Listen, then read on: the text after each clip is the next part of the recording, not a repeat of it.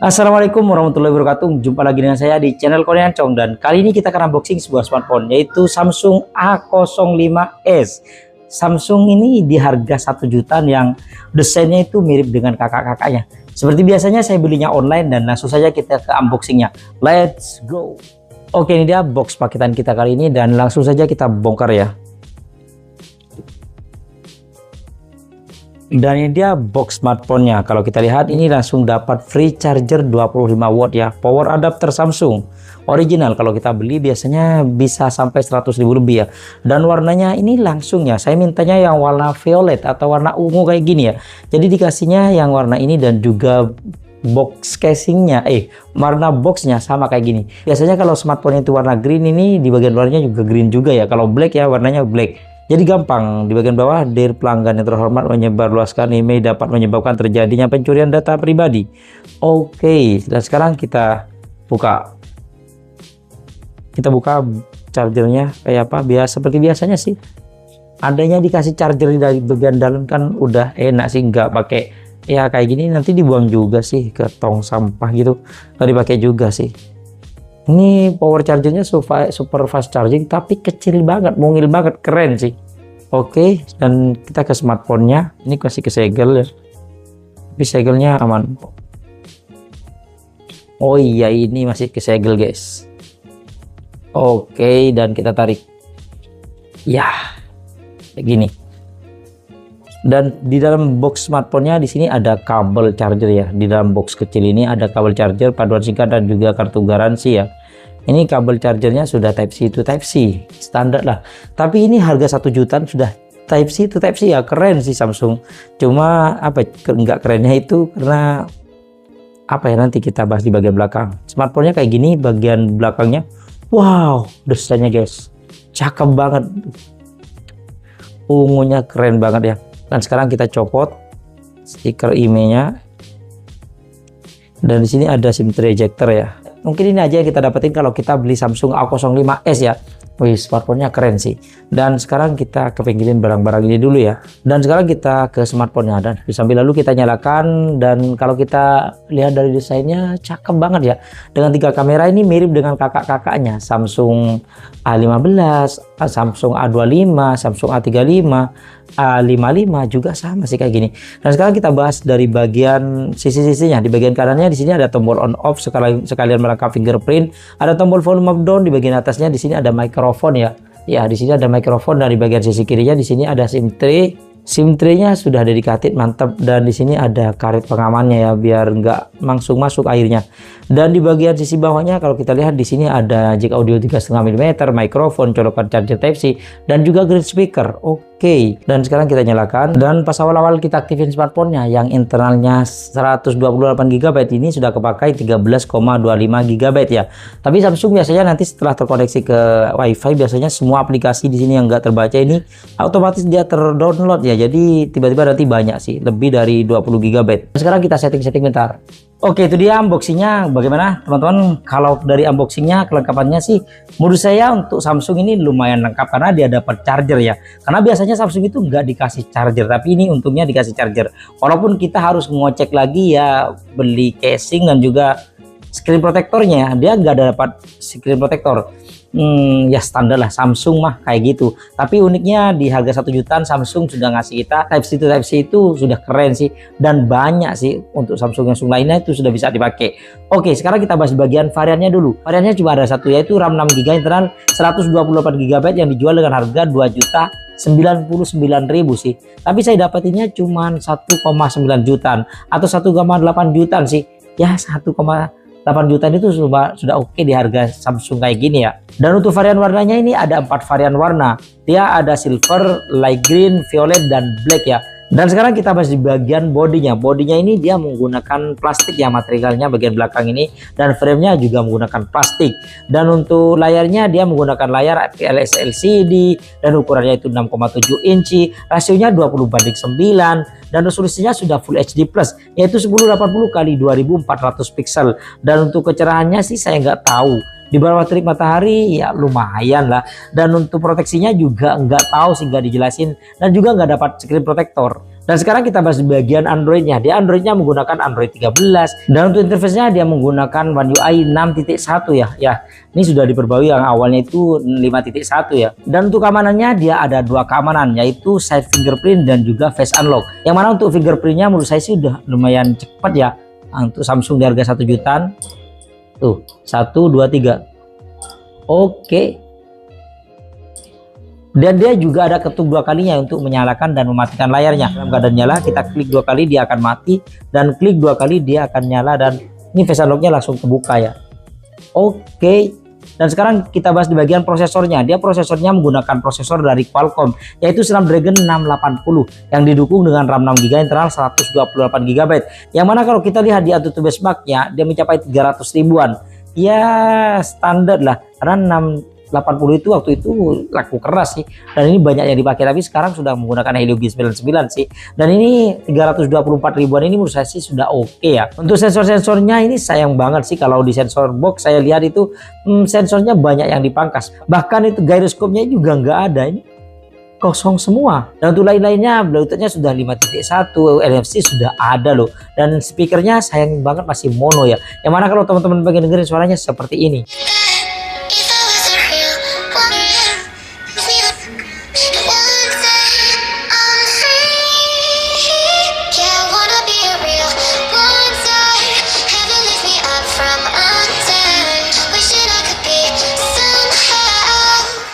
Dan sekarang kita bahas di bagian baterainya. Baterainya dia berkapasitas 5000 mAh standar dan didukung dengan charger 25 watt. Dan ketika kita coba buat nonton YouTube selama 1 jam, dia baterainya berkurang 10%. Itu banyak banget sih. Standar HP itu biasanya ya 7%, 5%, 6% itu standar. Kalau yang ini itu bisa sampai 4% ya, tapi jarang. Tapi standarnya itu 7%, 6%, bahkan 8% ya. Ini bahkan bisa tembus 10%. Kayak iPhone itu bisa sampai 12% ya kalau dibuat nonton YouTube. Tapi yang Pro biasa, kalau yang Pro Max biasanya berkurang paling 7% atau 6% ya. Dan ketika kita coba ngecas dengan charger bawaan yang 25 watt, dia 10 menit dia bertambah 12%, 20 menit dia bertambah 23%, dan 30 menit dia bertambah 34%. Ini lumayan lah. Jadi untuk full kayaknya kalau 1 jam kayaknya cuma terisi 70% ya, 1 jam. Jadi kalau 2 jam bisa full. Dan sekarang kita bahas bagian kameranya. Di bagian belakang ini ada triple kamera, yang mana kamera utamanya dia beresolusi 50 megapiksel aperture f1.8 wide, dan 2 megapiksel aperture f2.4 makro, dan 2 megapiksel aperture f2.4 depth sensor. Sedangkan di kamera depannya cuma beresolusi 8 megapiksel aperture f2.0 wide. Dan sekarang kita lihat di setting-setting kameranya. Kalau kita lihat di setting-setting kameranya seperti ini, dia ada mode foto yang mana fotonya bisa ngezoom sampai 10 kali. Dan di sini ada mode potret, dia mode potretnya ya kayak gini. Dan di sini ada mode video. Kalau kita lihat di sini ada settingan, dia bisa sampai Full HD 60 fps. Gokil sih. Di harga sini bisa sampai 60 fps ya. Apalagi yang biasanya di harga sini kayak Vivo, Oppo, dan Realme cuma mentok di 30 fps ya. Tapi ini bisa 60 fps. Apalagi dia bisa switch kameranya saat ngerekam ya. Kayak gini, dia diputar langsung ke depan. Wih, keren. Tapi dia agak nge-lag gitu ya kalau kita pindah-pindah kamera, kurang lancar kadang. Dan di sini juga ada mode lainnya.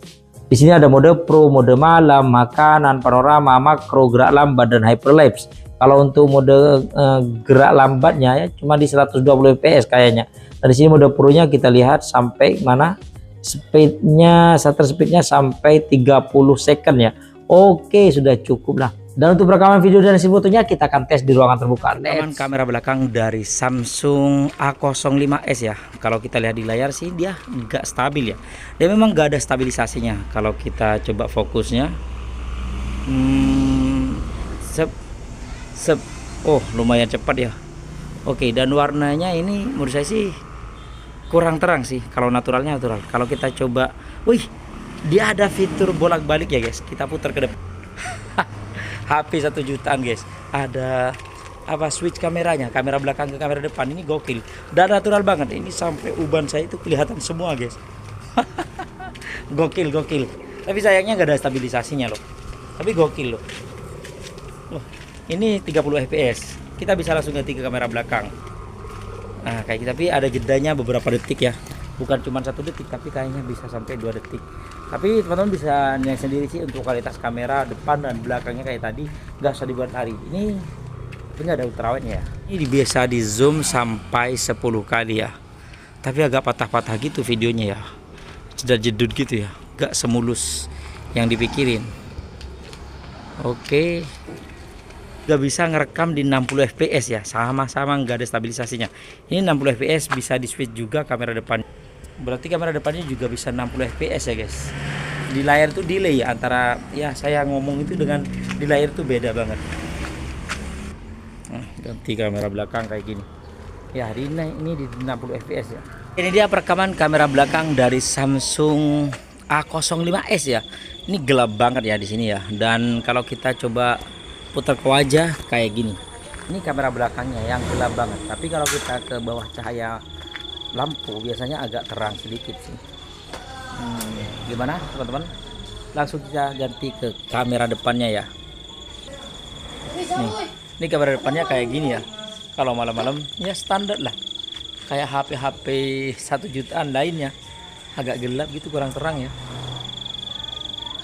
Dan untuk hasil fotonya ini untuk kamera depannya lumayan standar sih, dan wajah saya agak dimulisin gitu ya. Mode potretnya lumayan dramatis dan rapi ya. Dan untuk kamera belakangnya ini lumayan natural daripada kamera depannya. Mode potretnya juga lumayan rapi banget ya malahan ya. Dan untuk zoomnya standar sampai 10 kali.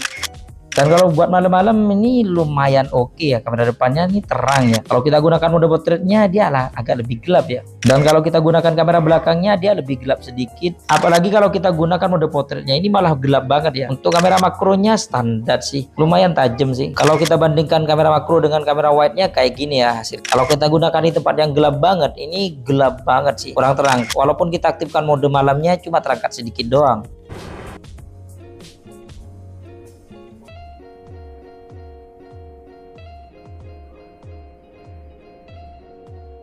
Oke, itu dia hasil perekaman video dan juga jepretan foto dari Samsung A05s ya. Bagaimana teman-teman, suka nggak? Kalau menurut saya sih smartphone ini di harganya untuk Samsung ya, sekelas Samsung gitu, ini sudah oke loh. Kalau brand-brand lain mungkin ada yang ngencengin prosesornya Helio G99, ngencengin chargernya 45 watt, stabilisasinya ada. Ini Samsung santai aja sih, pasti laku karena Samsung gitu loh. Walaupun prosesornya masih jadul, Snapdragon 680 ya, layar masih menggunakan drop notch, nggak ada ultrawide. Tapi kalau sekarang kita bahas di bagian kelebihannya, ini lumayan banyak juga sih, walaupun nggak kayak yang lainnya kelebihannya. Yang pertama, dia kelebihannya itu desainnya cakep banget ya. Yang kedua, dia dapat kepala charger dan sudah 25 watt ya. Dan yang ketiga, dia ada slow motionnya. Yang keempat, dia ada mode pro nya. Dan yang terakhir, dia bisa switch kamera depan dan kamera belakang. Di harga 1 jutaan belum ada sih kayaknya switch kamera depan ke kamera belakang. Cuma sayangnya dia memang nggak ada ultrawide-nya ya. Ya mungkin kekurangannya, yang pertama dia nggak ada ultrawide-nya, walaupun sudah triple kamera, tapi standar lah. Di harga 1 juta biasa nggak ada ultrawide-nya ya. Yang kedua, dia nggak dapat casing. Yang ketiga, nggak dapat screen protector. Yang keempat, nggak ada stabilisasinya. Dan yang kelima, dia masih pakai notch di layarnya ya. Dia masih pakai Snapdragon 880 yang versi jadul. Bahkan pas saya ganti-ganti kamera atau pindah-pindah kamera antar dari mode foto ke mode video atau mode potret, itu sering nge-lag sih. Itu entah apa unit saya kayak gitu, tapi itu cuma pengalaman saya sih. Kalau teman-teman punya pengalaman yang berbeda, silahkan komen di kolom komentar. Ya mungkin itu aja sih unboxing kita kali ini. Terima kasih buat teman-teman yang sudah mampir di channel kami. Jangan lupa yang belum berlangganan silahkan tekan tombol subscribe. Kalau suka di like, kalau nggak suka diabaikan saja. Sampai jumpa di video unboxing berikutnya. Assalamualaikum warahmatullahi wabarakatuh.